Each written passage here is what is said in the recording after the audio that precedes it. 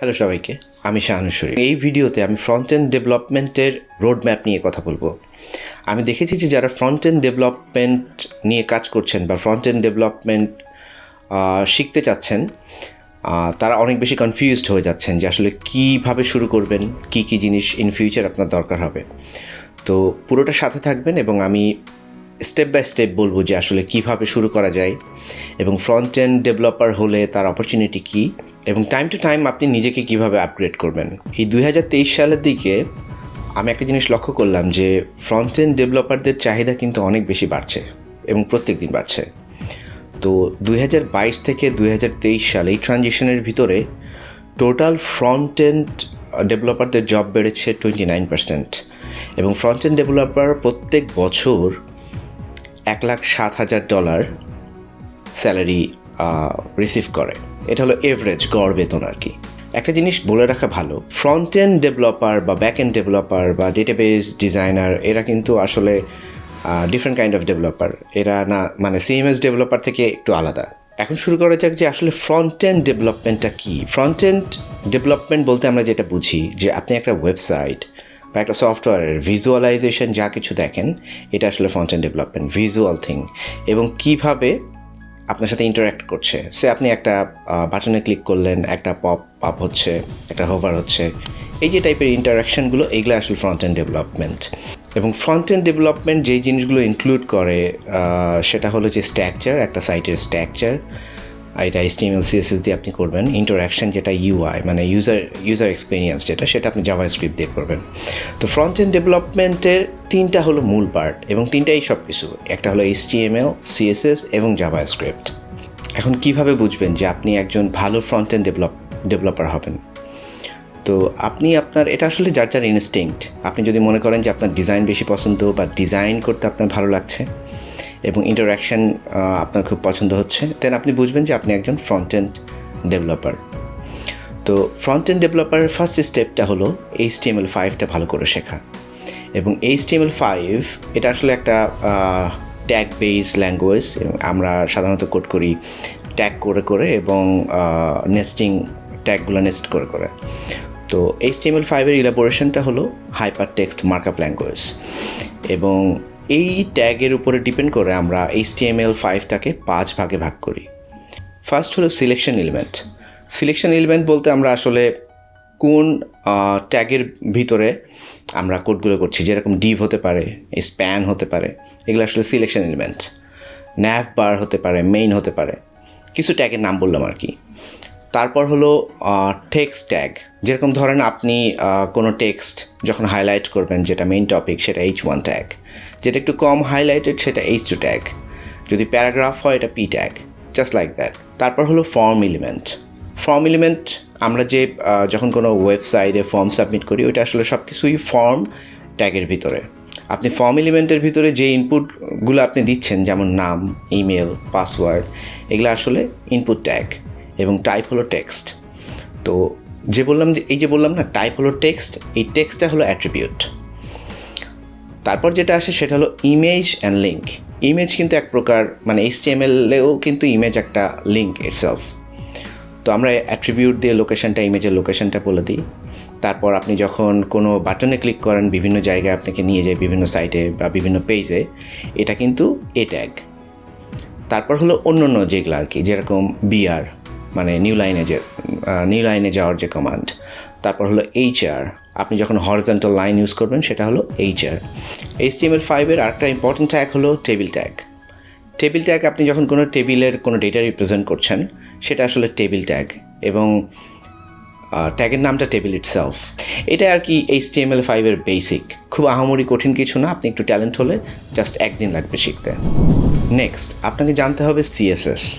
এবং CSS আসলে style করার জন্য, ইটস লাইক আপনার মেকআপ করার মতো আর কি, যে এখানে একটু এই রং দিতে হবে, তারপর একটু হাইলাইট করে দিতে হবে, এইসব।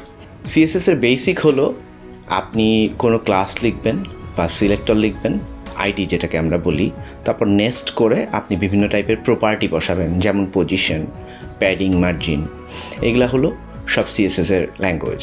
এবং CSS যখন আপনি শেখা শুরু করবেন, তখন প্রথমে শিখবেন গ্রিড।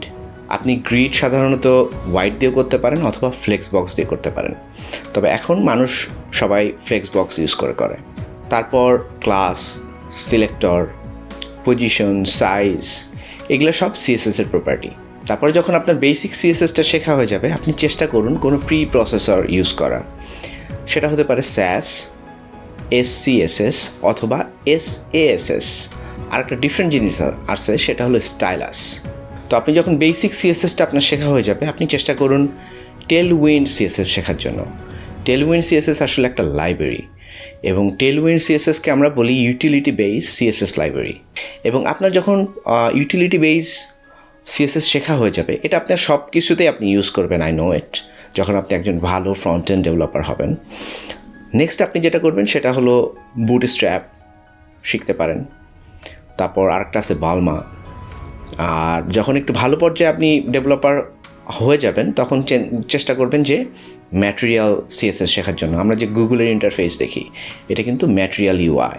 ফ্রন্ট এন্ড ডেভেলপমেন্টের সবথেকে হার্ড পার্ট হলো জাভাস্ক্রিপ্ট নিয়ে কাজ করা। এবং জাভাস্ক্রিপ্ট কিন্তু সবাই আসলে যে শিখতে পারে তা কিন্তু না, তার কারণ জিনিসগুলো একটু ক্রিটিক্যাল।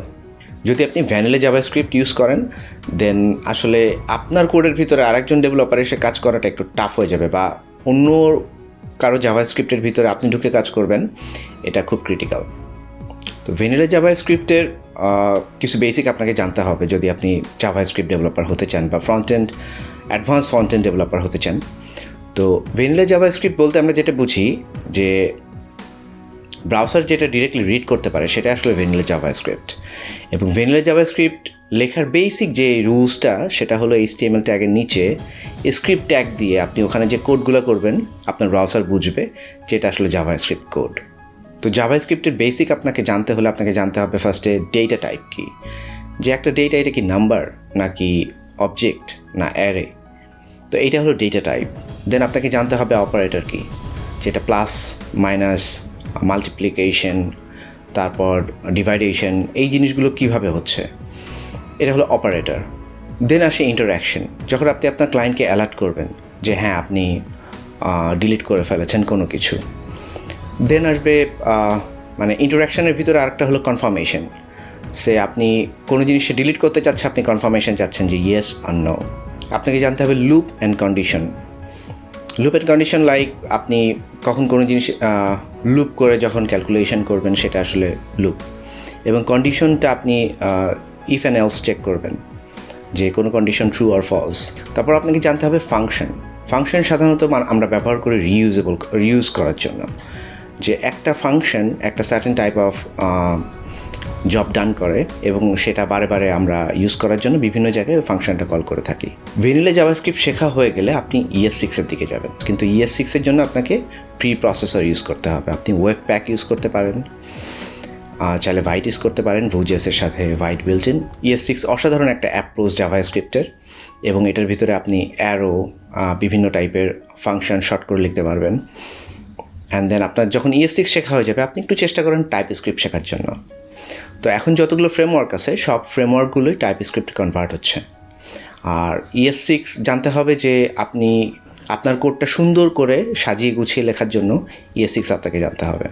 তো আপনার যখন ES6 বা টাইপ স্ক্রিপ্ট শেখা হয়ে যাবে, আপনি কিন্তু স্টিল ফ্রেমওয়ার্কে জাম্প করতে পারেন। তো এখন সবথেকে পপুলার ফ্রেমওয়ার্ক হলো তিনটা, একটা হলো রিয়্যাক্ট, একটা হলো Vue.js এবং AngularJS। তো আমি হালকা রিয়্যাক্ট জানি, কিন্তু আমি মেনলি Vue.js নিয়ে কোড করে থাকি, এবং আমার কাছে Vue.js ভালো লাগে, কারো কাছে রিয়্যাক্ট ভালো লাগে, কারো কাছে অ্যাঙ্গুলার ভালো লাগে। আপনার ES6টা শেখা হয়ে গেলে আপনি তখন আসলে চিন্তা করবেন যে আমি কোন ফ্রেমওয়ার্কটা আমার জন্য সুইটেবল। আপনি যদি মনে করেন যে না, রিয়্যাক্ট নেটিভ আপনার জন্য খুব ভালো লাগছে বা রিয়্যাক্ট ভালো লাগছে, আপনি রিয়্যাক্টে আপনার নিজেকে ডেভেলপ করতে পারেন। আপনি যদি মনে করেন যে না, আপনি Vue.js নিয়ে কাজ করবেন, দেন অবভিয়াসলি আপনি Vue.js শেখা শুরু করতে পারেন। তো জাভাস্ক্রিপ্ট আপনি যখন শিখে ফেলবেন, বা আপনি যখন একজন ভালো জাভাস্ক্রিপ্ট ডেভেলপার হবেন, তখন আসলে যে কোনো ল্যাঙ্গুয়েজে ব্যাক এন্ড, ফ্রন্ট এন্ড, যে কোনো ল্যাঙ্গুয়েজে সুইচ করা আপনার জন্য ইজি হবে। তখন জাভাস্ক্রিপ্ট আসলে খুব বেশি ইজি না, এটা টাফ। অ্যান্ড দেন আপনি যখন আস্তে ধীরে নিজেকে ডেভেলপ করবেন, আপনি চেষ্টা করবেন অনেক বেশি প্রজেক্ট করার জন্য। আপনি যত প্রজেক্ট করবেন, আপনার প্র্যাকটিক্যাল নলেজটা বাড়বে, আপনার প্রবলেম সলভিং যে স্কিলটা, সেটা ডেভেলপ হবে। এবং আপনি যখন প্রজেক্ট করবেন আপনি চেষ্টা করবেন একটু বেসিক গিট আপনাকে শিখতে হবে, যে গিট অথবা গিটহাব ভার্সন কন্ট্রোল যেটাকে আমরা বলি, যে আপনারা 2-3 জন মিলে কাজ করলে আপনি কিভাবে এটা ম্যানেজ করবেন, আপনার কোড এবং তার কোড। তো গিটের ফার্স্টে আপনি নিজেই প্র্যাকটিস করবেন, পুশ অ্যান্ড কমিট, এটাই হলো বেসিক আর কি। লাস্টে আমি আপনাদেরকে যেটা সাজেশন করব, যে জাভাস্ক্রিপ্ট শেখা হয়ে যাওয়ার পর আপনি তো ফ্রেমওয়ার্ক শিখবেন এবং অনেক বেশি প্রজেক্ট করবেন, প্রবলেম সলভ করবেন এবং চেষ্টা করবেন অবজেক্ট ওরিয়েন্টেড ওয়েতে কোড করার জন্য। অবজেক্ট ওরিয়েন্টেড অ্যাপ্রোচ যখন আপনি নেবেন তখন আপনি চিন্তা করবেন যে সেম ফাইল বারবার ইউজ করার জন্য এবং same type of function reuse করার জন্য, মানে অল্প কোড করে বেশি কাজ কিভাবে করা যায় এবং আপনার কোডটা আরেকজন মানুষ বুঝতে পারছে কিনা, আরেকজন এসে এটার ভিতরে কাজ করতে পারছে কিনা, এটাও কিন্তু আপনার একটা ক্যাপাসিটি, যে আপনি যে কোডটা করছেন সেটা অন্য সবার কাছে বোধগম্য। ধন্যবাদ সবাইকে।